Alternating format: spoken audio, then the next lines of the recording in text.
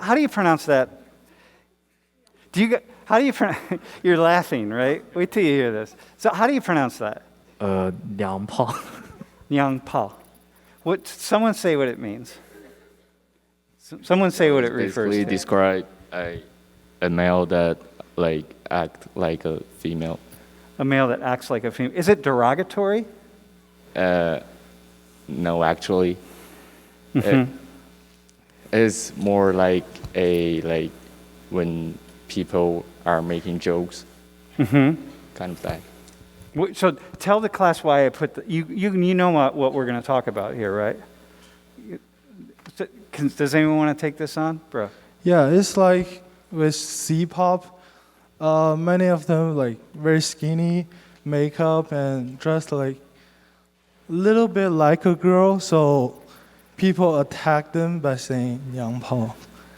So do people attack them, or there's a government? Go ahead, bro. Basically, it's very simple. It's an insult. What's that? It's more like insult to An insult. men who dress like women. Yeah. Uh-huh. Like, so the literal is the literal translation girly, like girly guns or something like that?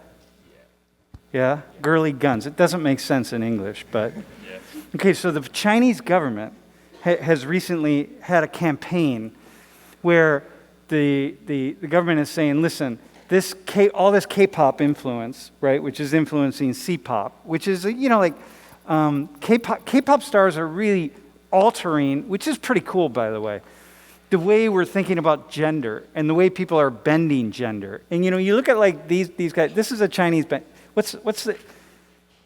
This is the TF boys. Is this the TF boys? Yes. Yeah. Okay. And the TF boys. What's that mean? The fighting boys, right? TF. Isn't it the fighting? Is that it?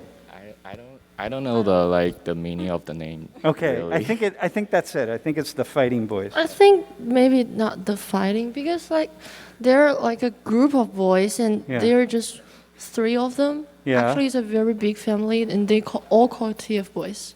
Okay. Yeah. Okay. So and actually, they're the most popular one. Yeah. these guys are the most popular. Yeah, they're the most popular. C-pop boy Yeah. band, and C-pop is like K-pop is Korean pop, and C-pop is Chinese pop. So the idea is that K-pop stars, the young men and women, but really the young men, are pushing the boundaries of gender.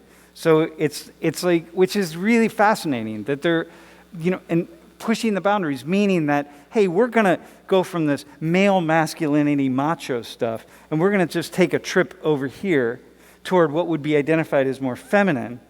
And not only are we going to do that, but we're going to do it in a way that we're awesome artists and we're awesome stars, and people all over Korea, all over China, all over Asia are going to think we're amazing, right? And we're these sex symbols, right? Sex symbols, right? So let me ask the two of you, what do women in China think about these guys? Actually, they are very popular among young girls. Younger girls? And also, like, for adults, like 30 to 40 years old women, they all like them, actually. Yeah. Yeah, and they are really popular among, like, all different ages, actually. Uh-huh. And the government likes them, actually. But the government has put out now this campaign about the neo-pop, about saying that, listen, this is not a movement, a cultural movement that we want to tolerate, right? So we're not going to invest, we're going to stop investing resources in these neo-pop boys or groups or whatever, right? And has that slowed down support for them at all? Is that, you know what I mean? I think it's not about like gender stuff. It's more like money washing. So about what? People wash money in this kind of things. Okay. Is it also about like the themes of their songs? That the themes are really about making money and power and this sort of thing? No. It's just about some rich people. They want to wash their monies. Oh, seriously? Yeah. So that's so fascinating because, when things happen in a country the size of China, it's like 1.4 million people, and the Chinese government... Billion. What's that? 1.4 billion. billion. Yeah, billion. Billion, million, whatever. Give or take a few million. So by the time it lands here, what we read about in the media here is often really different than what actually happens on the ground. It's like what you all read about. What did you hear about guns in America, right? That people think you were going to come over here and get shot? Yeah. Yeah. What did they say? They said it's very dangerous. Yeah. So if you come to Penn State, you're going to get killed if you go into a... Like before I came to US this semester, my parents actually wanna stop me from going here to continue my study because they think the pandemic here is still very serious. Because the media in China is portraying differently, but also when I back to China last year, the media here in US also portrayed differently. China is very have serious pandemic, when the pandemic in China is actually pretty much over last year. Yeah. Huh. Do you guys want to add anything to here? Well, hang on. Let me do another one. So these bands here. So is this Jay Chou guy? He's popular, right? Is he popular with everybody? The reason I want to talk about these is because I just want to give you kind of a sense of this. When you say popular, when we say popular, what do we mean by that? It means everyone in China knows them. Uh-huh. Yeah. So- TF Boys is very, very popular. Almost everyone knows them. So how do you say Jay Chou. the one on the left? GEM. GEM, you Yeah. say? Yeah. So Deng Ziqi. what's the equivalent here in the United States for her?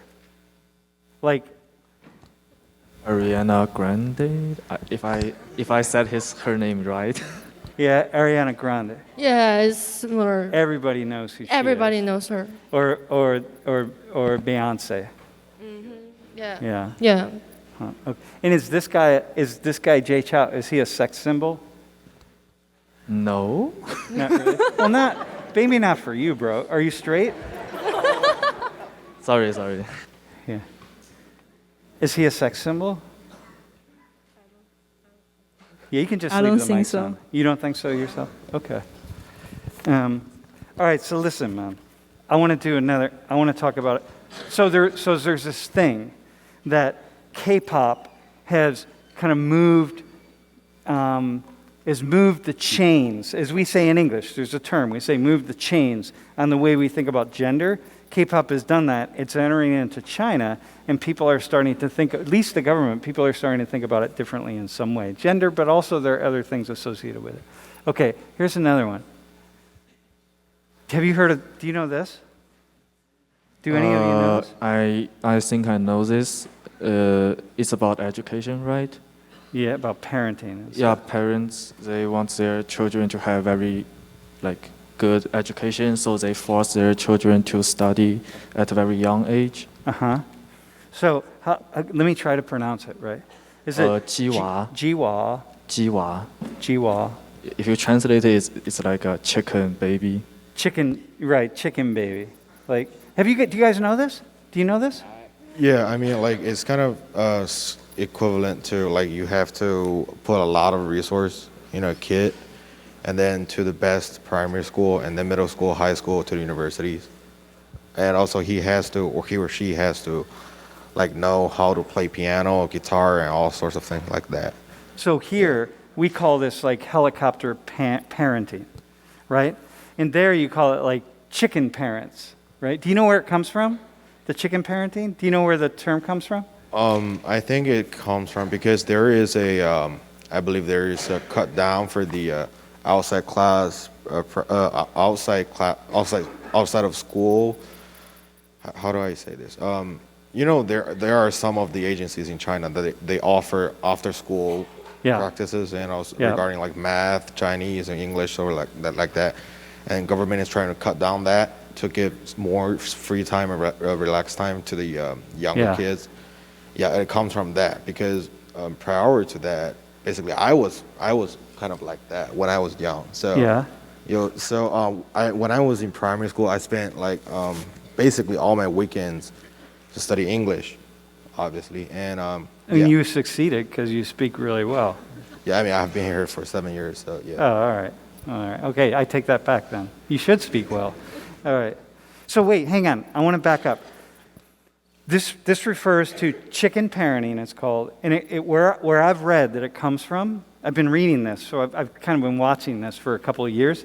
Where I've read that it comes from is there was a practice of people taking the blood of chickens because chickens have a lot of energy, right? So in order to like really invigorate energy, and so people started to call this chicken parenting, as kind of a joke or something around that idea that anybody has some sort of traditional practice. Have you heard that at all? Never. Yeah? This is what I'm reading. I don't mean like in Western press, like I'm reading this in Chinese press and stuff. Did you read it on media? No, I didn't. I didn't read it in Chinese, in Mandarin. But the idea is because chickens have a lot of energy, right? So whatever the case is, it's connected in that way to chickens. So the idea is that parents are, like in this country, we talk about helicopter parenting, meaning that, you are, and just filling your child's time every 15 minutes, every hour, just like because you want to make your child be the best your child can possibly be. So the child has no downtime whatsoever. So tell us what it's like to be like a real high energy child growing up in China. My mom is math teacher. She teach me math in kindergarten, like basic algebras. So I think I'm one of them. Wait, basic algebra in kindergarten? Yeah, it's pretty easy, like below 20. Dude. All right, keep going, man. Yeah. All right. I flunked basic algebra 5 times. I dropped out 5 times in college. All right. Really? Yeah, really, dude. You're looking at a verified idiot right here. So, okay, go ahead. Keep going. And I also learn instrument in weekend in like primary school. And my mom gave up on high school because he sent me here. Because she said it's too tired to do this. Uh-huh. So you were busy all the time? Both me and my parents. Yeah. So you're an only child? Of course. Yeah. Okay, so meaning that the 3 of you were like really working and studying, like so after school you would just keep studying? My mom is a math teacher. She has math homework for me. So it never ended? If I perform well, I will have free time. Like you'd have 10 minutes or something before you went to bed? It's like 1 day off. 1 day off per month or per week? If I get A on the test. Yeah? So I get 1 day for free time. Wait, 1 day like per month or week or year? It's not per month or per year. It's just like after you just get a day. Okay, I got you. All right, man. All right. Because like I had a free day every day because I never studied or anything. So, okay, somebody else, like what's it like? I started playing guzheng. It's a kind of Chinese traditional instrument when I was 4 years old, and I keep on learning and practicing guzheng for 11 years. Wait, hang on. Let me ask this question. Are you any good? Sorry? Are you any good? Yeah, I enjoy playing it. No, are you any good at it? Yeah, I'm very good at it. Okay, all right. Yeah. No, yeah, of course. Do you know why I asked that though? Because East Asians often, like it would be common for me she plays this for 11 years and I say, are you any good? And you would say, no, I'm not really that good. That would be often a response. But, yeah, of course. Okay. Yeah, you know that, right? Yeah. Okay. And I started learning playing badminton when I was like 8 years old, and I keep on learning badminton for more than 7 years, I think. I started learning drawing comics when I was 3, and I keep learning it for 7 years. And when you say you keep learning, meaning that every day you have time set aside where you work on these things? I mean, every week I take classes, and I started learning English when I was 3 years old, and I keep it learning till today. Yeah. Damn. All right. Somebody else. Bro, you said you were a Jual. I mean, Child? like compared to them, I am pretty happy child. Yeah. So like. Hold the mic close. And what do you mean by Yes. that? So basically, I started to play accordion. It's a kind of a Russian instrument, and from kindergarten. And then I just I lost interest to that when I went to primary school. And then so basically, I just told my dad that I wanna quit. And my dad was like, "Nah, bro, you're gonna have something that you can get you're good at, and so that you won't be like a waste man when you." Dude, you won't be a loser like your Yeah, you won't be a sociology, your loser, future sociology professor. Yeah, so basically, then I made a deal with him. So I quit playing accordion, and then I switched it to English. Yeah, and then so basically after that, I spent, just like they said, I spent probably 12 hours per week just to study English after class. And then I finished the middle school in China and the first year of high school first half year, the first half year, yes, in China, and then I came to the United States. Yeah. So it's not. So this idea that parents are really filling all the time of their kids with activities and learning skills and like building up things. That's. Well, for me, I think it's different because I am the person who wants to learn this kind of thing. I enjoy learning and playing guzheng and playing badminton. That's my interest. Got you. Yeah. So it's a balance in there. But this is the new thing that everybody has been talking about, right? For a while back it was called tiger parenting, and now it's chicken parenting. Yeah.